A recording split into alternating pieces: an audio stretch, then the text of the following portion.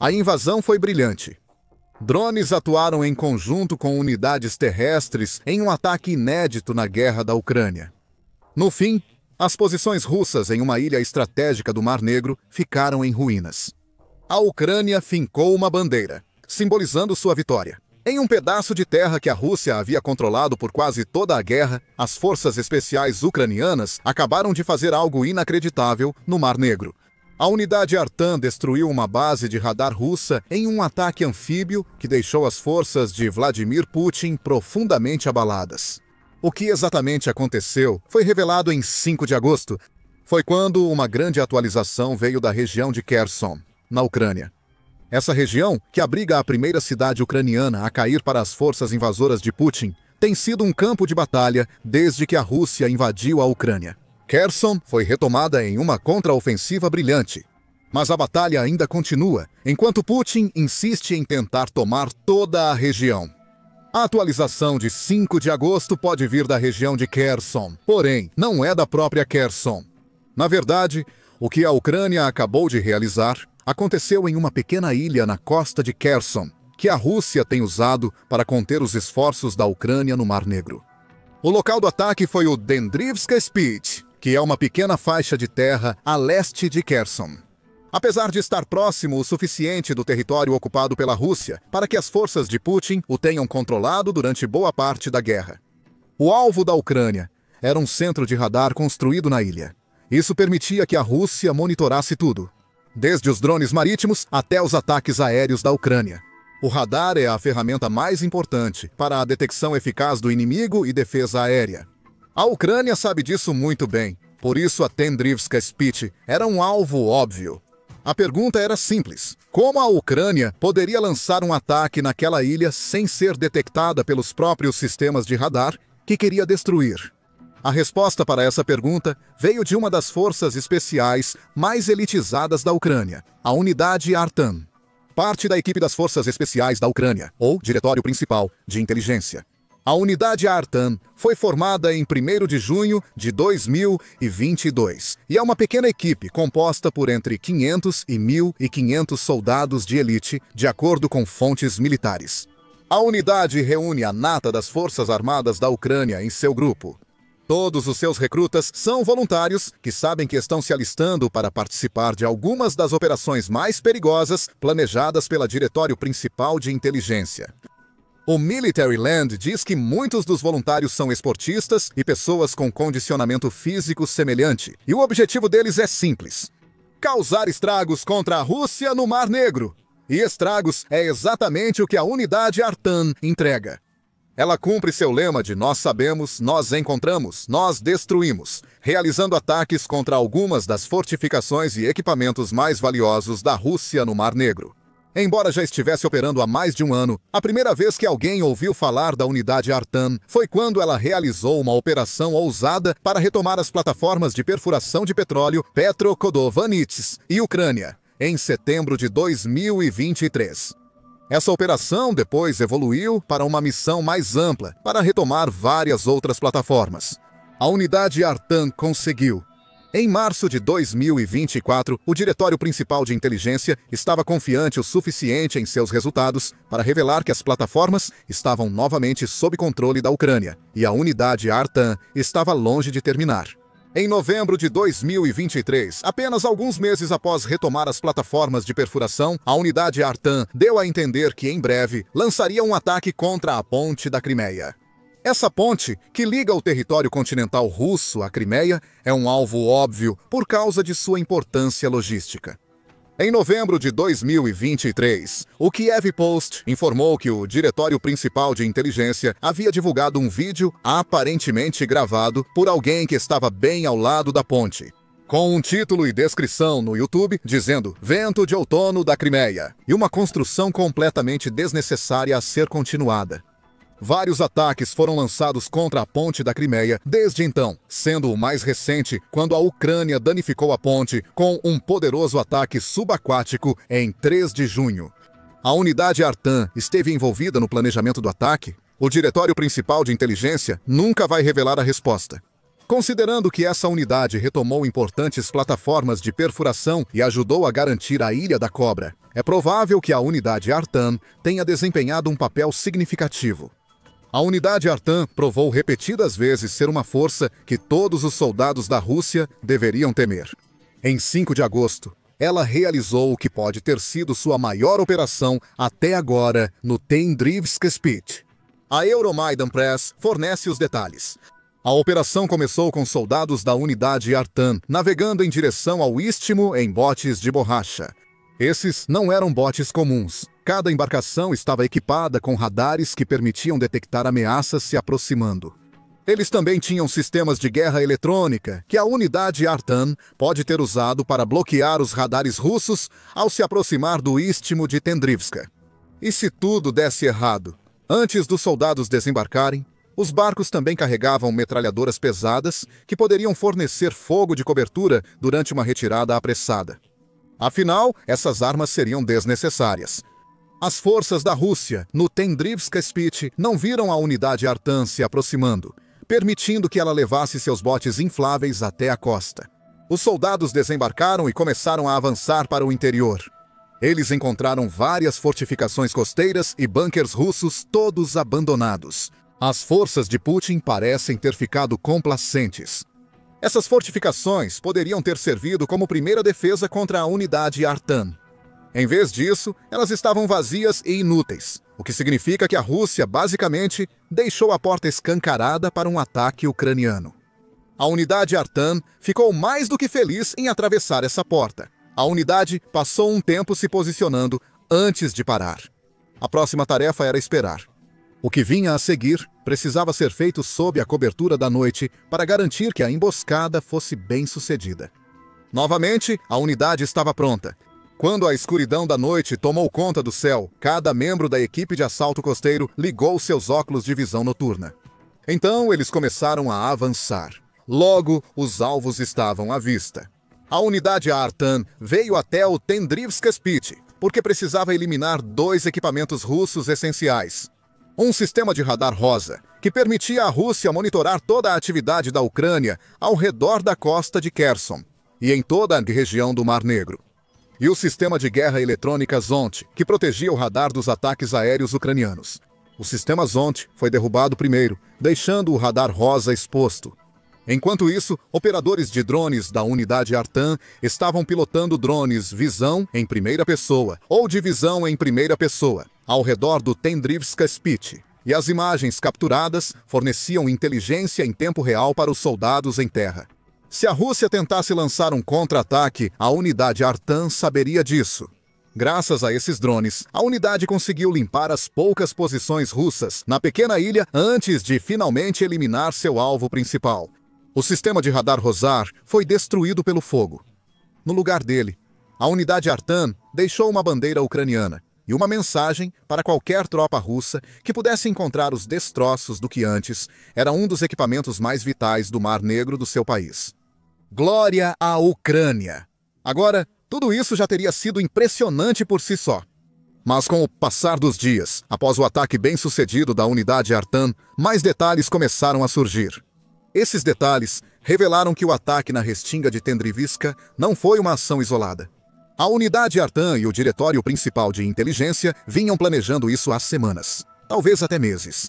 E uma série de ataques antes do desembarque na ilha abriu caminho para que tudo isso fosse possível. Antes que os botes infláveis da Ucrânia chegassem perto da costa do Tendrivska Spit, a Ucrânia já vinha atacando as instalações de radar ao redor da ilha. Pode-se quase considerar essas instalações como amplificadores para o sistema de radar principal que a unidade Artan queria destruir. Cada uma dava à Rússia uma visão um pouco mais ampla do que a Ucrânia estava fazendo no Mar Negro. Ao destruí-las uma a uma, a Ucrânia conseguiu fechar lentamente os olhos da Rússia para o que estava planejando fazer. É por isso que ninguém apareceu para encontrar as tropas da unidade Artan quando elas desembarcaram no istmo de Tendrivska. E destruir essas posições foi muito mais fácil do que Putin gostaria. O maior problema dessas posições era sua localização. Cada uma foi colocada em uma faixa estreita de terra que estava apenas levemente conectada ao continente ucraniano, ou, em muitos casos, era uma pequena ilha isolada.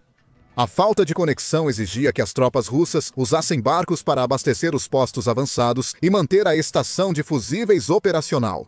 Esse tipo de atraso favoreceu diretamente a unidade Artan. A Euromaidan Press diz que, nas semanas que antecederam o ataque à Restinga de Tendrivska, a unidade Artan usou drones visão em primeira pessoa para atacar prédios nesses postos avançados que os soldados russos estavam usando como quartéis. Cada posto avançado destruído estava ao longo da rota que a unidade Artan pretendia seguir até a Restinga. Ou seja, estava abrindo um corredor que lhe daria uma passagem segura até seu destino final. A Ucrânia também usou drones para atacar navios de suprimentos destinados aos postos avançados, impedindo a rotação das tropas. E a situação em cada um deles piorava a cada dia. Alguém poderia pensar que a Rússia perceberia o padrão que estava se formando. Claro, um único ataque a um posto avançado poderia ser considerado isolado, mas vários em rápida sucessão, todos ao longo de uma rota definida. Isso deveria ter entregado o jogo. Essa suposição estaria errada. A Rússia não suspeitou de nada, em parte porque entendia que cada um desses postos avançados era vulnerável ao tipo de ataque que a unidade Artan estava lançando. Suas perdas foram consideradas aceitáveis, diz a Euromaidan Press. Afinal, a Ucrânia não destruiu todos os postos avançados existentes.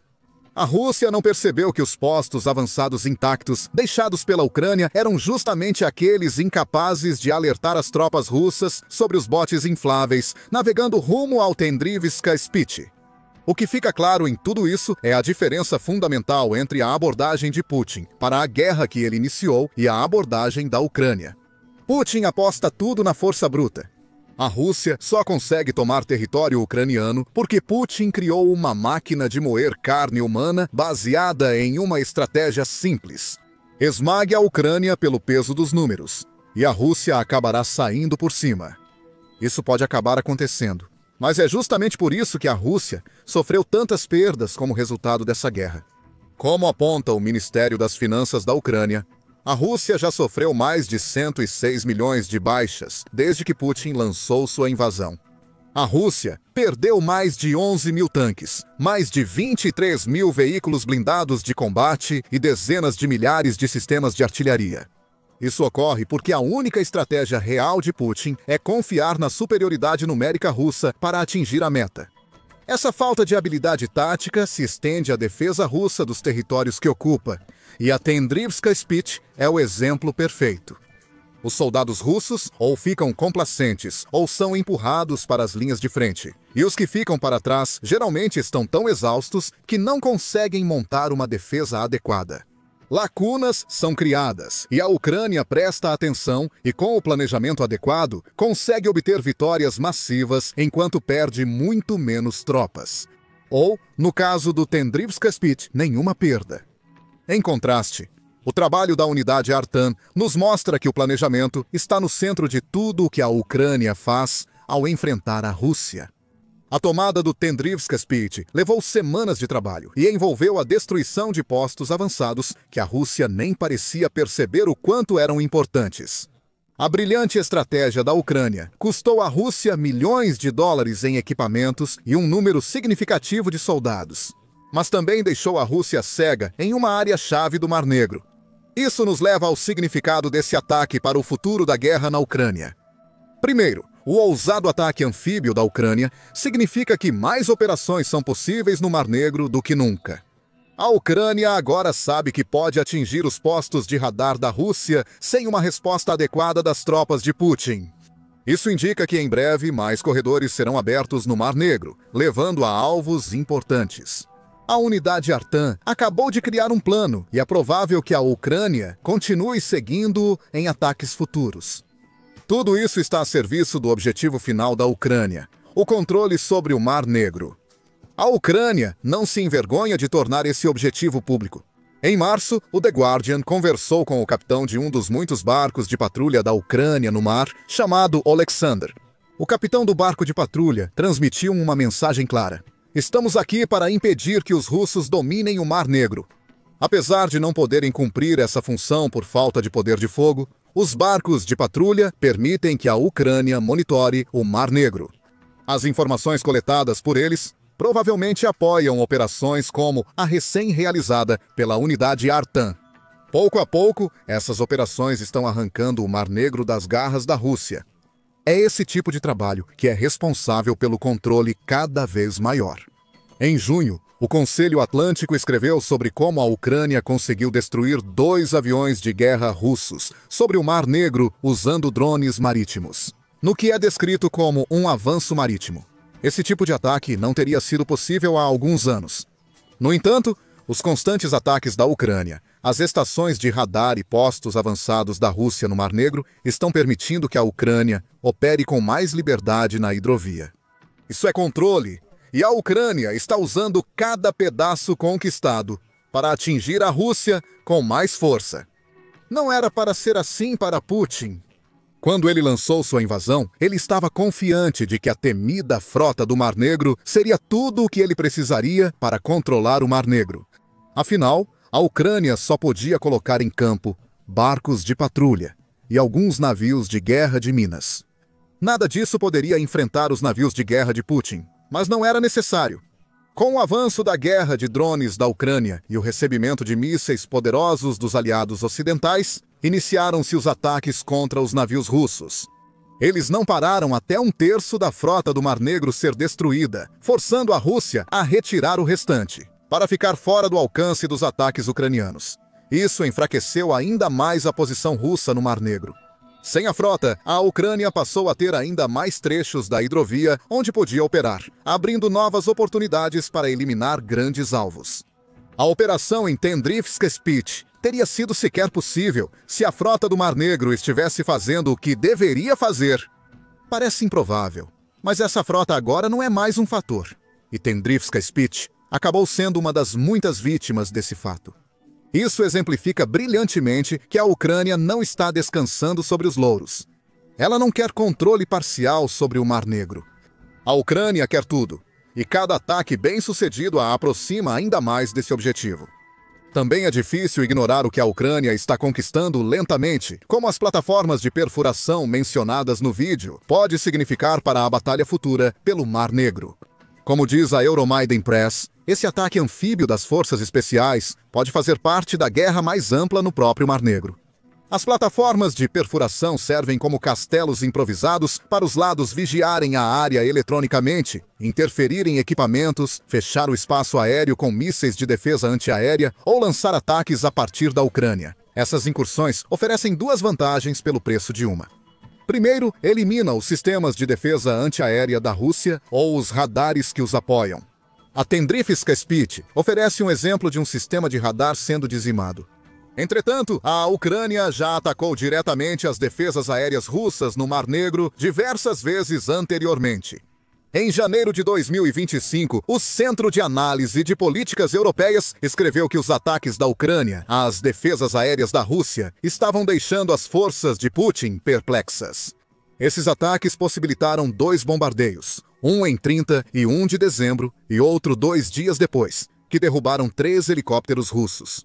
Em 26 de junho, a Ucrânia manteve a ofensiva destruindo um sistema de defesa aérea S-400 na Crimeia.